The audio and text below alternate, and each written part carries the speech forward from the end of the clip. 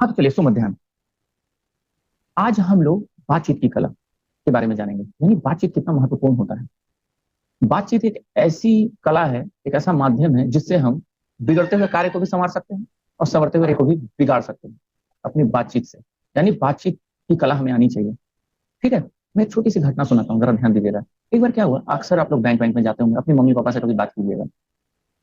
आपको पता ही है कि जैसे ही आप 1:30 2 बजे के लगभग जाइएगा, 2 बजे में 5 मिनट बाकी रहेगा, तो वो लोग कहेंगे कि लंच। ठीक। एक स्टूडेंट पहुंचा, उसको अपना ड्राफ्ट बनवाना था, डिमांड ड्राफ्ट जिसको कहते हैं। तो वो डिमांड ड्राफ्ट बनाने के लिए गया। अब वो लाइन में पीछे खड़ा था, तो अब लगता है कि 5 मिनट बाकी ही था शायद। तो उसकी बारी आई, तो उसने कहा कि सर मुझे डिमांड ड्राफ्ट बनाना है, तो आप मेरी मदद कीजिए। तो उन्होंने कहा कि भाई देखिए लंच का टाइम हो गया है, अभी तो मैं नहीं बना सकता। ठीक है। उसने कहा सर प्लीज सर, आप अगर मेरा बना देते तो मुझे तुरंत कॉलेज जाना है और जमा भी करना है। अरे तो समझ में नहीं आता है, तब से बोल रहा हूँ, एक बार बोला ना नहीं होगा, अभी लंच है। नहीं नहीं होगा, जाओ यहाँ से। सर प्लीज सर, अगर आप दे देते थोड़ा सा वक्त, तो मेरा समय बच जाता। और आज लास्ट डेट है, मुझे वो डिमांड ड्राफ्ट जमा ही करना है। बोला ना नहीं होगा, चलो यहाँ से जाओ। तो फिर से रिक्वेस्ट किया, सर आपसे हाथ जोड़ कर विनती करता हूँ मैं, आप मेरी परेशानी को समझिए। तब उस बैंक अधिकारी ने कहा, अरे तुम पागल हो क्या? तब से मैं तुमसे चिड़ चिड़ के बात किए जाता हूँ, किए जा रहा हूँ, और तुम हो कि मुस्कुरा के जवाब दिए जा रहे हो, क्या मतलब है? उस व्यक्ति ने कहा, क्यों सर, आपको मुस्कुराकर बात करना पसंद नहीं है? अब वो सोचा कि मैं इतना इसे डांट रहा हूँ और ये बार बार मुझसे प्यार से पेश आ रहा है, इसमें क्रोध नहीं है क्या? तो वो उस व्यक्ति से बहुत प्रभावित हुआ। और प्रभावित होने के बाद 2:05 हो चुके थे, लंच का टाइम हो चुका था, 5 मिनट एक्स्ट्रा ही हो गया। उसने कहा कि मुझे तुम्हारा तरीका बहुत पसंद आया, मैं तुम्हारा काम पहले करूंगा। और उसने उसका कार्य कर दिया। 5-10 मिनट समय जो लगा वो लगाया, उसका कार्य किया, उसके बाद वो अपना दोपहर का भोजन करने गया। तो देखिए बातचीत का ऐसा प्रभाव पड़ता है। ठीक है था, ये एक सच्ची घटना है। तो हुआ क्या, अब सीधे हम लोग पाठ पर आ जाते हैं। तो इसमें कहा गया है कि बातचीत की कला निराली, छल के शब्दों की मधु प्याली, यह जग में है पहचान बनाती, जीने का है कला सिखाती। भावमणियों को शब्द सूत्र में पिरोकर अभिव्यक्ति प्रदान करने और भावों को हृदयंगम करने की क्षमता का वरदान इस चराचर जगत में केवल मनुष्य को ही प्राप्त है। भावमणियों मतलब भाव रूपी मणि, मणि कहा गया है भावों को। हमारे जो भाव होते हैं, भावनाएं, मन की जो भावनाएं होती हैं, उसको अगर हम शब्दों में बांध दें, यानी पिरो दें, एक वाक्य का रूप दें और अभिव्यक्ति प्रदान करने, तो ये किसमें केवल है? मनुष्यों में ही दिया गया है, और मनुष्य ही ऐसा कर सकते हैं। और भावों को हृदयंगम करने की क्षमता। और यही नहीं कि हम लोग केवल बताते हैं, दूसरे के द्वारा प्रकट किए गए भावों को हम आत्मसात भी करते हैं। ठीक है। तो यह जो केवल कला है वो एकमात्र मनुष्य के पास है, और मनुष्य ही ऐसा कर सकता है। ये क्षमता केवल उसे प्राप्त है, इस चराचर जगत मतलब इस नश्वर संसार में। ठीक है ना, केवल मनुष्य को ही प्राप्त है। बातचीत की कला में निपुण व्यक्ति जीवन का सबसे अधिक आनंद ले सकता है, जिसको बातचीत की कला आती है, जिसे बात करना पता है, कब बोलना है। कहते हैं, मैंने एक छोटा सा वीडियो देखा था, उसमें कहा कि वैसे तो एक व्यक्ति बचपन में माँ पापा दादा दीदी बोलना तो सीख जाता है, और हो सकता है कि हम 10-12 साल आते आते, 8-10 साल आते आते हम लोग बढ़िया से सीख जाते हैं किसी से कैसे बात करें। लेकिन कब बोलना है, कैसे बोलना है और कहाँ बोलना है, इसको सीखने में जीवन बीत जाता है। इसीलिए कहा गया है बातचीत की कला अत्यंत महत्वपूर्ण होती है। यानी कब बोलना है, कैसे बोलना है और कहाँ बोलना है, यही सीखने में पूरा जीवन बीत जाता है। तो देखिए, प्रभावशाली बातचीत के माध्यम से व्यक्ति अपनी छाप दूसरों पर छोड़ सकता है। अगर आप में बात करने की कला है, तो अगर आपने किसी, अब देखिए ना, आप संदीप माहेश्वरी को ले लीजिए, ठीक है, आप अभिनव बिंद्रा को ले लीजिए। ऐसे बहुत सारे लोग हैं जिन लोगों की बातें सुनने के लिए लोग पैसे तक देते हैं। ऐसा क्यों? उनकी बातों में वो प्रभाव है, वो आकर्षण है, वो बात है, तभी तो। जो, और उनकी बातों को अगर आप सुनेंगे तो काफी दिनों तक उसका प्रभाव पड़ेगा आप पर। कभी कभी आपके शिक्षक भी आपसे कुछ ऐसी बातें कर देते हैं, ठीक है, जो आपके दिल को छू जाता है और वो जीवन भर याद रहता है। आप देखिएगा बहुत सारे ऐसे छात्र होते हैं, कभी कभी शिक्षकों की बातें उनको इतनी लग जाती है, इतने छू जाती है, इतनी छू जाती है कि वह यूपीएससी क्लियर कर जाते हैं, जीवन में सफल बन जाते हैं। तो बातचीत का बहुत महत्वपूर्ण योगदान होता है हमारे जीवन में। इसीलिए इसका ख्याल रखना बहुत जरूरी है। और दूसरों के विचारों का ग्रहण कर लाभान्वित हो सकता है। यानी अगर दूसरों के विचार अच्छे हैं, ठीक है ना, तो उसे हम ग्रहण भी कर सकते हैं, उसको हम जीवन में अपना भी सकते हैं, उस पर अमल भी कर सकते हैं। ऐसा नहीं है कि बस सुन लिए, नहीं, तब कुछ नहीं होगा। आपको अगर किसी की बातें अच्छी लगती हैं, या आपको लगता है कि ऐसा करने से हमें हमें जीवन में सफलता मिलती रहेगी और हम सफलता की सीढ़ियों को चढ़ते रहेंगे, तो जरूर उसका हमें क्या करना चाहिए? उस पर अमल करना चाहिए, उसका पालन करना चाहिए। लेकिन यह खेद का विषय है कि जिस कला में प्रवीण होने पर मनुष्य को सर्वाधिक लाभ प्राप्त हो सकता है वही जीवन में सबसे अधिक उपेक्षित है। कोई ध्यान ही नहीं देता। अरे छोड़ो, जैसे भी बात करें, क्या फर्क पड़ता है, सबसे बड़ा है हमारा अनुभव, हमारा ज्ञान। अरे मेरा कहना है, आपके पास कितना भी अनुभव हो और कितना भी ज्ञान हो, अगर आपको बातचीत करना नहीं आता है ना, तो आप ज्ञानी और अनुभवी होते हुए भी मूर्खों की कोटि में आ जाएंगे। इसीलिए चाहे आप कम पढ़े लिखे, लेकिन बातचीत की, आप देखिए कबीरदास बिल्कुल पढ़े लिखे नहीं थे, लेकिन फिर भी पूरी दुनिया उनकी बात सुनती है। क्यों? क्योंकि उन्हें बातचीत करना आता था। क्या बोलना है, कैसे बोलना है, कहाँ बोलना है, ये उन्हें आता था। तो हमें भी ये चीज सीखनी होगी। तो कह रहे हैं कि सर्वाधिक लाभ प्राप्त हो सकता है वही जीवन में सबसे अधिक उपेक्षित है। किताबें रटकर ऊंची ऊंची डिग्रियां प्राप्त करके भी बातचीत की कला में निपुण न होने के कारण अनेक लोग जीवन में उन्नति नहीं कर पाते। याद रखिएगा, आप जीवन में कितना भी डिग्री ले लें, बहुत पढ़ाई, एकदम पीएचडी होल्डर हो जाए, लेकिन अगर आपको बातचीत की कला नहीं पता है ना, तो आपको कोई महत्व नहीं देगा। आपको मैं एक छोटा सा उदाहरण देता हूँ। अक्सर आप देखेंगे कि जब विवाह कार्यक्रम में या कुछ ऐसे कार्यक्रम में जिसमें हम सब परिवार जुड़ते हैं, वहां पर कुछ लोगों को ढूंढा जाता है। अरे वो आया नहीं, वो आता कितना मजा आता। क्यों? क्योंकि उसे बातचीत की कला पता है, लोगों को कैसे हंसाया जाए, लोगों को कैसे एकजुट करके रखा जाए। तो कई लोग उन्हें ढूंढते हैं, और ऐसा शादी विवाह में जरूर होता है। आप मुझे बताइए, क्या वैवाहिक वैवाहिक कार्यक्रमों में जब आप जानते हैं, तो क्या ऐसा नहीं होता आपके साथ कि कोई एक व्यक्ति को ढूंढ रहा होता है कि अरे भाई वो कहाँ है, वो तो पिछली बार बड़ा मजा आया था उसके साथ, बहुत मजा आया था, काश वही फिर से आ जाता। क्यों नहीं आया, वो कहाँ है, अरे अरे वो आ रहा है, बस आएगा ही, हाँ हाँ तब तो बहुत। ये बात होती है। न होने के कारण अनेक लोग जीवन में उन्नति नहीं कर पाते, जबकि अनेक लोग बात करने की योग्यता और व्यवहार कुशलता के बल पर उन्नति के शिखर पर पहुंच जाते हैं। ऐसे कई उदाहरण साहित्य में भी आपको मिल जाएंगे। ऐसे कई रचनाकार हैं जिन्होंने पढ़ाई की ही नहीं, स्वाध्याय किया। ठीक है ना, जयशंकर प्रसाद हो, या फिर क्या नाम है, अरे नागार्जुन हो, ठीक है, डॉक्टर नगेंद्र हो, वो अंग्रेजी साहित्य पढ़े थे, बताइए ना, और उसके बाद इसमें आए। अच्छा क्या नाम है, अशोक वाजपेयी हैं, जो कि एकदम, अभी आप अशोक वाजपेयी का नाम अगर सर्च करिएगा तो आपको पता चल जाएगा कि वो कितने बड़े लेखक है। और आज के समय में हिंदी में सर्वाधिक महत्वपूर्ण अगर कोई रचनाकार हैं तो अशोक वाजपेयी जी हैं। ठीक है ना, इनका नाम भी आप बहुत कम लोगों ने, मैंने जानते तो कई लोग हैं, लेकिन आप लोगों को भी जानना चाहिए, क्योंकि साहित्य के क्षेत्र में उनका एक महत्वपूर्ण योगदान ही नहीं, स्थान भी है। ठीक है, बातचीत की योग्यता का प्रभाव केवल घर परिवार तथा रोजमर्रा के जीवन में ही नहीं, अब यही नहीं कि केवल घर में। अब देखिए ना, घर में ही आपके माता पिता, जब आप थक हार कर आते हैं और आपकी मम्मी पूछती है कि बेटा थक गए हो ना, चलो मैं तुम्हें एक गिलास पानी देती हूँ, और आपको देती हूँ, या आपके पापा देते हैं, आपका भाई देता है, या आपको कोई भी। तो देखिए, एक बातचीत करने का तरीका, और एक जैसे ही आप गए बस पूछना शुरू, क्या पढ़ाई हुआ, कैसे हुआ, क्या हो गया था, क्यों इतना लेट हुआ। मतलब बात करने का तरीका का प्रभाव देखिए कितना पड़ता है। इसलिए हमें कोशिश करनी चाहिए कि हम अपनी बातों में विनम्रता रखें, विनम्रता लाएं। ठीक है ना। अब बातचीत की योग्यता का प्रभाव केवल घर परिवार तथा रोजमर्रा के जीवन में ही नहीं, बल्कि स्कूल कॉलेज तथा शिक्षण प्रशिक्षण केंद्रों। अब आप देखिएगा, आप स्कूल में कोई व्यक्ति आपसे बहुत अच्छे से बात करता है, क्यों आपका कोई बेस्ट फ्रेंड होता है भाई? क्योंकि वो आपको समझता है, आपकी हर गलतियों को माफ भी कर देता है, और आप भी उसे समझते हैं। लेकिन किसी किसी से आपका झगड़ा हो जाता है। शिक्षकों को भी ले लीजिए, क्या सारे शिक्षक आपसे प्रेम से बात करते हैं? फिर बहुत लोग डांट देते हैं। शुरू में ही आते के साथ इतना डांट दिए कि आप लोग एकदम सन्नाटा छा जाता है। और कुछ लोग होते हैं, आते हैं और यहाँ से मजाक भी होती है, पढ़ाई भी होती है, और ऐसा भी नहीं कि केवल हंसते ही रहना है, वो भी गलत है। तो स्कूल कॉलेज तथा शिक्षण प्रशिक्षण केंद्रों, आज आप जहाँ ट्यूशन पढ़ते हैं वहां देख लीजिए, जहाँ तैयारियां होती है वहां देख लीजिए, सबका बहुत प्रभाव पड़ता है। आज खान सर इतना क्यों महत्वपूर्ण है, आनंद सर क्यों इतने महत्वपूर्ण है, ओझा सर क्यों इतने महत्वपूर्ण है, विकास देवी कीर्ति सर क्यों इतने महत्वपूर्ण है? अरे भाई, उनकी बातचीत की कला को देख लीजिए आप, आपको समझ में आ जाएगा। तो कह रहे हैं कि यही नहीं, एवं धार्मिक गोष्ठियों। अब आप अच्छा अक्सर देखिएगा, धार्मिक गोष्ठियों में आप जाएंगे तो सब लोग बड़े प्रेम से बात करते हैं, क्योंकि वहां पे तो लोगों का एक अपना मनोभाव ही बदल जाता है। लोगों की यह जो दृष्टिकोण होती है वो बदल जाती है। आप कहीं जाए खेल में तो जोश का माहौल होता है, आप वहीं चले जाएं किसी मंदिरों में, एक शांति पूर्वक माहौल होता है, एक श्रद्धा भाव अपने आप उत्पन्न हो जाती है हमारे मन के अंदर। तो सांस्कृतिक एवं धार्मिक गोष्ठियों, सभा समारोहों, अब सभा में भी समारोह में भी, विक्रय केंद्रों। अच्छा एक और बात, अब देखिएगा, सभी दुकान से आप खरीदना पसंद नहीं करते होंगे कोई भी सामान, लेकिन कोई कोई दुकानदार आपसे भले 1 रुपए ज्यादा ही ले ले, ठीक है, कम ना करे, एमआरपी भी ही बेचे, लेकिन फिर भी आप उससे लेते हैं। क्यों? उसका व्यवहार अच्छा होता है, और व्यवहार के कारण भी हम लोग बहुत आकृष्ट होते हैं। ठीक है ना, व्यवहार का अच्छा होना बहुत ही महत्वपूर्ण है, और वो केवल बातचीत की कला पर निर्भर करती है। ठीक है ना। तो विक्रय केंद्रों व व्यापारिक केंद्रों में भी दृष्टिगोचर होती है। अब विक्रय यानी कि जहां बेचा जाता है। अब आप देखिए, कोई कोई दुकानदार तुरंत 2 घंटे के अंदर अपने सारे आम को बेच देगा, और कोई दिन भर, दोपहर, शाम, रात बीत गया लेकिन उसका नहीं बिका। ऐसा होता है। तो बातचीत करते समय हमें ध्यान रखना चाहिए कि हम अपने से अधिक महत्व उस व्यक्ति को दें जिससे हम बात कर रहे हैं। अक्सर देखिएगा, कई लोगों की आदत होती है, अरे पहले मेरा सुनो ना यार, अरे रुको ना, रुको रुको रुको, पहले मुझे बोलने दो, नहीं नहीं सबसे पहले मैं बोलूँ। तो ये बहुत गलत आदत है।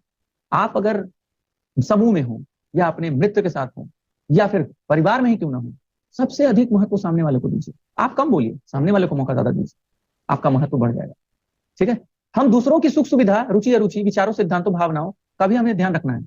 अपने रुचि अरुचि का तो हम ध्यान रखते हैं, लेकिन याद रखिए जब हमारे घर अगर मेहमान आए या हम समूह में हो तो हमें सबके रुचि अरुचि का ध्यान रखना पड़ता है। आप लोगों ने आश्रम की अतिथि पढ़ा है ना? आश्रम की अतिथि में गांधी जी क्या करते थे? उनके घर में जो भी अतिथि आते थे उनके रुचि अरुचि का ध्यान रखते थे ना? आपको पता है उन्होंने जो राखदानी रखवाई थी अपने आश्रम में, ठीक है, तो वो राखदानी क्यों रखवाई थी? क्या आपको लगता है? क्या वो सिगरेट पीते थे? नहीं, बिल्कुल नहीं। लेकिन फिर भी जो उनके घर में आने वाले थे मौलाना अबुल कलाम आजाद, ठीक, उनके पीने के लिए उनकी खास रुचि रुचि का ध्यान रखते हुए उन्होंने एस्ट्रे रखवा दिया। समझ में आया? तो ये बात भी हमें ध्यान में रखना चाहिए। अब इसका मतलब ये नहीं कि आपका अगर दोस्त दारू पीने वाला है तो आप भी दारू का बोतल रखवा दें, नहीं, गलत कार्य नहीं करना है। हमें ऐसे कार्य करने हैं जो कि हमारे लिए बेहतर हो और हमारे समाज के लिए अच्छा, ठीक है ना? तो हम दूसरों की सुख सुविधा, रुचि रुचि, विचारों, अब उनके विचार कैसे हैं यह भी ध्यान रखना है।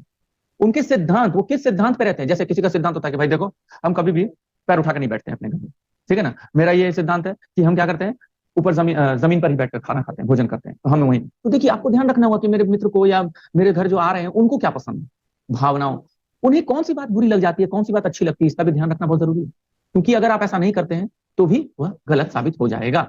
समझ में आया? नहीं, अब्दुल कलाम नहीं, मौलाना अबुल कलाम आजाद। अब्दुल कलाम नहीं, अब्दुल कलाम तो अभी के हैं, ठीक है ना? मौलाना अबुल कलाम। चलिए अब यहां देखिए, अगर आप यहां देखें, अब सिद्धांतों ही नहीं भावनाओं के साथ साथ हमें क्या करना है, और मान सम्मान का पूरा ध्यान रखें। अब सामने वाले को मान सम्मान हमेशा दें। हम क्या करते हैं, कभी कभी दूसरों को नीचा दिखा देते हैं, ये भी बहुत गलत आदत है, ऐसा कभी नहीं करना चाहिए। उनकी पसंद के प्रति रुचि दिखाते हुए अपने विचार व्यक्त करें। कभी कभी क्या होता है ना, हमें पसंद नहीं, मान लीजिए मुझे रसगुल्ला पसंद नहीं, मुझे काला जामुन, गुलाब जामुन ज्यादा पसंद है, लेकिन सामने वाला अगर कह रहा है कि चलो रसगुल्ला खा लें, तो आप कहें नहीं नहीं गुलाब जामुन ही खाते हैं ना, हर समय तो रसगुल्ला खा ही लेते हैं, चलिए आज गुलाब जामुन खा लें। तो उसे जो पसंद है, अरे मुझे चॉकलेट फ्लेवर पसंद, नहीं नहीं मुझे तो वेनिला पसंद, स्ट्रॉबेरी पसंद। तो आप इस बात का ध्यान रखें कि सामने वाले को कौन सी आइसक्रीम पसंद। कभी कभी घर में हम क्या करते हैं, वो भोजन पकवाना चाहते हैं जो हमें पसंद है, अरे नहीं, कभी कोशिश कीजिए कि मम्मी को क्या पसंद है वो बनेगा आज, पिताजी को क्या पसंद है आज वो बनेगा, मेरे भाई को कौन सा पसंद है वो बनना चाहिए, मेरी बहन को क्या पसंद है वो बनना चाहिए। उसमें जो आपको खुशी मिलेगी ना, वो खुशी और कहीं नहीं मिल सकती। और इसी से पारिवारिक माहौल में एक सौहार्द की भावना का जो है क्या होता है, उसका प्रसार होता है, ठीक है ना? उनकी पसंद के प्रति रुचि दिखाते हुए अपने विचार व्यक्त करें, बिना सोचे समझे जल्दी में कुछ भी बोलना बातचीत के सिद्धांत के विरुद्ध। अक्सर हम लोग क्या करते हैं, कभी कभी जल्दबाजी में कुछ ऐसा बोल जाते हैं जो सामने वाले को ठेस पहुंचाता है, दुखी कर देता है। तो हमें भले ही थोड़ा वक्त लेकर उसके बाद जवाब दें, जरूरत पड़े तो मत जवाब दीजिए, वो बेहतर है, लेकिन कोशिश कीजिए कि आराम से ठहराव रखकर उसके बाद ही उसका उत्तर दें। यदि बातचीत की कला में निपुण व्यक्तियों में वृद्धि हो जाए तो समाज और परिवारों में पनप रही कटुता, असहिष्णुता, वैमनस्यता जैसे सामाजिक रोगों का अंत हो जाए और राष्ट्रीय एकता में बड़ी दरारें पड़ जाए।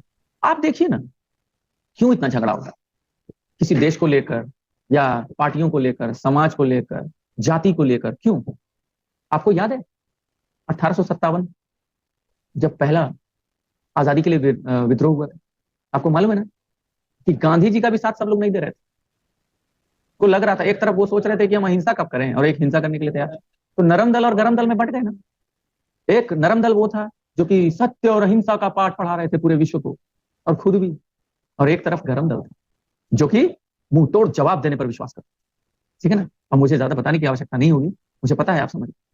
तो खैर, यदि बातचीत की कला में निपुण व्यक्तियों में वृद्धि हो जाए तो समाज और परिवार में पनप रही कटुता, यानी जो कटुता है, एक दूसरे के प्रति जो बुरी भावना है, वो असहिष्णुता, हमें सहने की शक्ति बहुत कम हो गई है। हम बर्दाश्त नहीं कर पाते हैं दूसरों की कही गई बुरी बातों को। कभी कभी बर्दाश्त करने की भी क्षमता होनी चाहिए कि कोई सामने वाला अगर कुछ गलत कह भी दिया तो क्या हुआ, छोड़ो हटाओ, इग्नोर करो। वैमनस्यता, ठीक है ना, वैमनस्यता बढ़ रही है। वैमनस्यता क्यों बढ़ रही है? यानी शत्रुता। अब शत्रुता भी इसी की वजह से बढ़ती है, जैसे सामाजिक रोगों का अंत हो जाए। लेकिन अगर हम बातचीत की कला में निपुण हो जाए और ये सारी बातें जो अभी मैंने बताई अब तक, वो अगर सभी व्यक्ति उसका पालन करने लग जाए तो कभी झगड़ा होगा ही नहीं। समझ में आया? सब मिलजुल के रहेंगे। अब आप ही सोचिए, रोगों का अंत हो जाए, अब राष्ट्रीय एकता में पड़ी दरारें भी पड़ जाए। अब राष्ट्रीय एकता में भी हमारे दरार पड़ गई। अब देख लीजिए, एक पार्टी दूसरे पर उंगली उठाती है, वो उस पर लांछन लगाती है। एक कांग्रेस कहती है बीजेपी भ्रष्ट है, बीजेपी कहती है कांग्रेस भ्रष्ट है, वो उसको कहती है, वो उसको कहती है। तो क्या है ये सब? इसका मतलब ये है कि कोई ठीक नहीं, तभी तो ऐसा हो रहा है ना।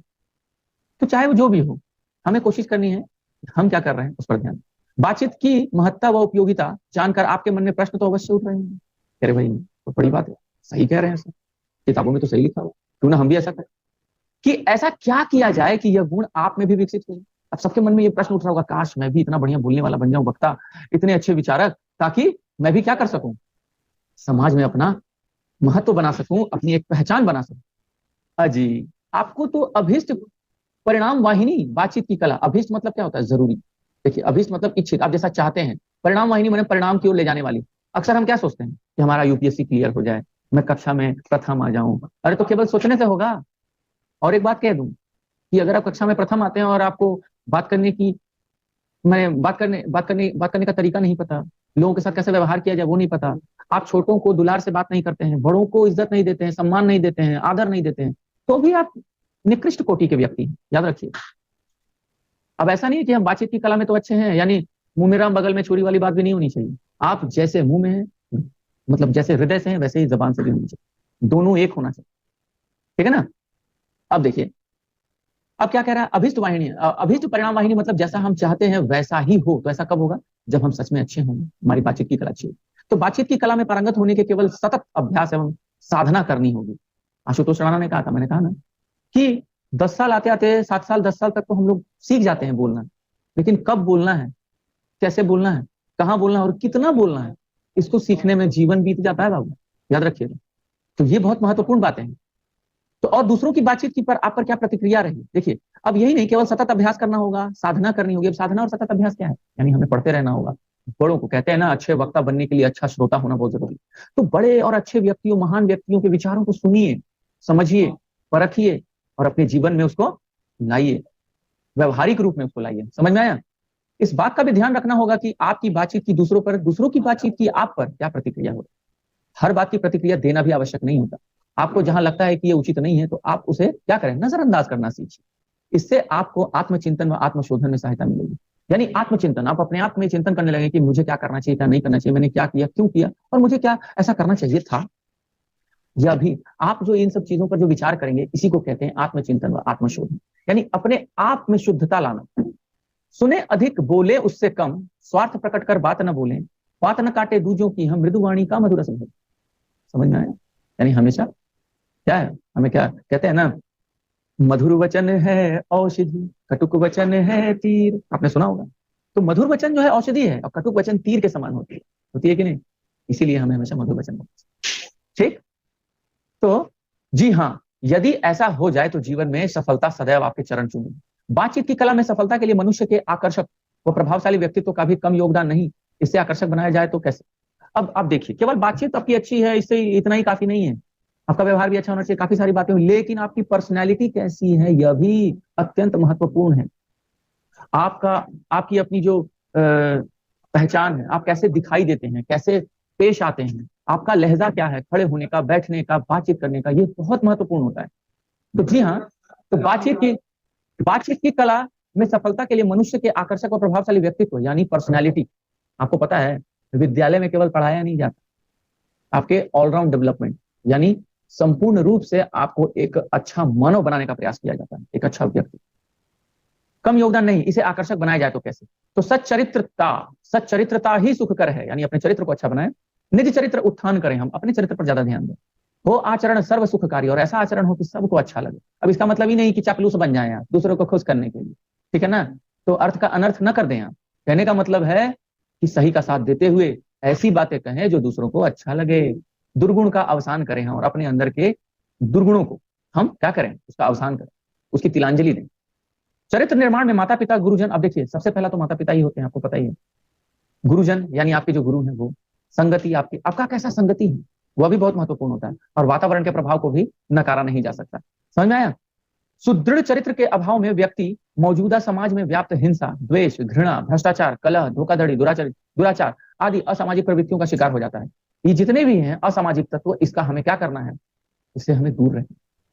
और समाज में भी सम्मानित स्थान प्राप्त नहीं कर पाता। यानी अगर आप असंगति में चले गए, यानी आपकी अगर संगति अच्छी नहीं हुई, तो भी आपके अंदर द्वेष, घृणा, भ्रष्टाचार, कलह, धोखाधड़ी, ये सारी चीजें हैं, तो भी आप अच्छे नहीं कर। सर आपकी आवाज नहीं आ रही, अच्छा आवाज नहीं आ रही, आवाज सबको आ रही है, मेरी आवाज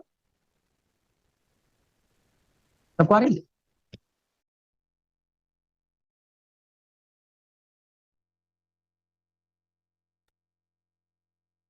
हाँ, अब आगे बढ़ते हैं। अब यहाँ क्या किया गया है, कहने का मतलब है कि हमें हमारे चरित्र को सर्वांगीण रूप से बढ़िया अच्छा बनाना है। एक लाइन अगर मैं ऊपर, तो सबका बहुत महत्वपूर्ण योगदान होता है बाबू, इसीलिए संगति भी अच्छा से करें, ठीक है ना। ऐसा संगत रखें, ठीक है ना, जिससे आपका भला हो। और अगर आपको लग रहा है कि इससे मुझे परेशानी हो रही है, हानि हो रही है, तुरंत साथ छोड़ दो, ठीक है ना। तो वातावरण, आपका आसपास का वातावरण कैसा है, वो भी बहुत महत्वपूर्ण होता है।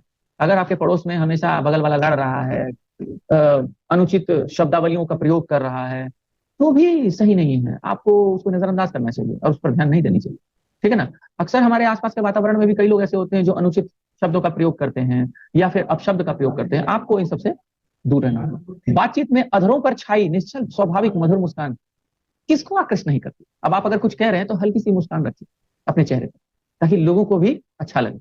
ऐसा ना लगे कि आप क्रोधित होकर कुछ कह रहे हैं। जहां देखिए वो तो हाव भाव उतार चढ़ाव आता रहता है, तो उस पर भी ध्यान देना है।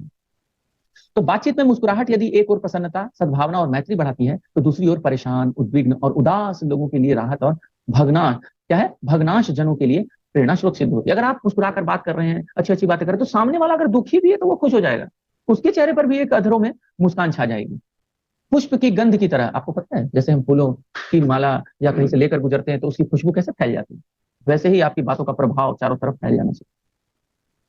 सबको सुवासित कर देती है, यानी अच्छी खुशबू देती है, प्रदान करती है ना। सरल हृदय से ही स्वाभाविक मुस्कुराहट प्रस्फुटित होती है। और हाँ, मन में छल कपट वाली मुस्कान भी अगर रखेंगे तो भी गलत है। वास्तव में दूसरों के हित के लिए सोचें और ऐसी मुस्कान रखें जिसमें यह झलक रहा हो कि हम सामने वाले का हित चाहते हैं। समझ में? जो मनुष्य के हृदय की निर्मलता और प्रेम का प्रतीक होती है।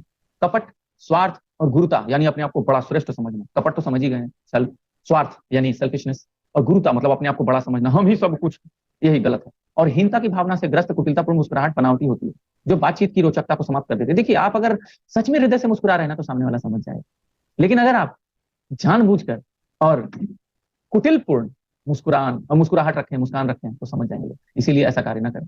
मुस्कुराहट का अक्षय कोष, अक्षय कोष मतलब जो कभी नष्ट ना हो, क्षय ना हो, जिसका लुटाने वाले गरीब नहीं होते। अगर आप किसी से मुस्कुराकर बात कर लेते तो आपका खर्चा होगा, पैसा लग जाएगा, कुछ खर्च हो जाएगा, नहीं ना, क्यों ना हम ऐसा बात करें। उनके तो दोनों हाथों में लड्डू होते हैं, जाता कुछ नहीं, मिलता बहुत कुछ है। समझ में आया? तो ये थी बात। अब मुझे लगता है आज यहीं तक रहने देते हैं, अगले दिन हम लोग अगले पृष्ठ को पढ़ लेंगे, तब जाकर ये पूर्ण हो जाएगा। अब बताइए, यहाँ तक में आप लोग को किसी को कुछ पूछना है तो आप पूछ सकते हैं। मैं आप लोगों को अनम्यूट का ऑप्शन दे देता हूँ। अगर आपको कहीं से भी कोई प्रश्न करना है अब तक जो मैंने पढ़ाया है तो आप पूछ सकते हैं। बोलिए, आप सब लोग अनम्यूट हो सकते हैं। सबको समझ में आया? कहीं से भी कुछ पूछना है, जहां तक।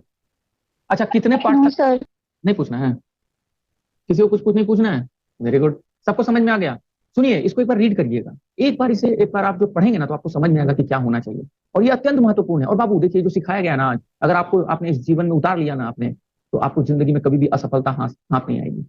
जिंदगी में हमेशा सफल होते चले जाएंगे, क्योंकि ये सामान्य बात है, लेकिन लोग इसको ही नजरअंदाज करते हैं, ठीक है ना। सबसे ज्यादा महत्वपूर्ण है बातचीत, को वो कला आनी चाहिए। अब बातूनी भी नहीं बन जाना है।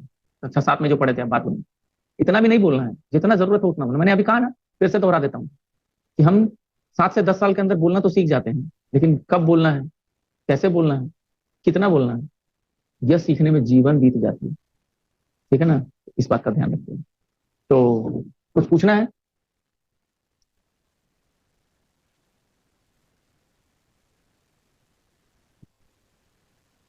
और किसी को कुछ पूछना है? जरा मैं इसको ले लूं।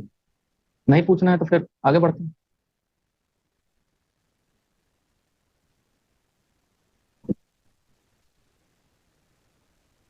सबको समझ में आ गया? हैंड रेस कर दीजिए एक बार अगर समझ में आ गया तो।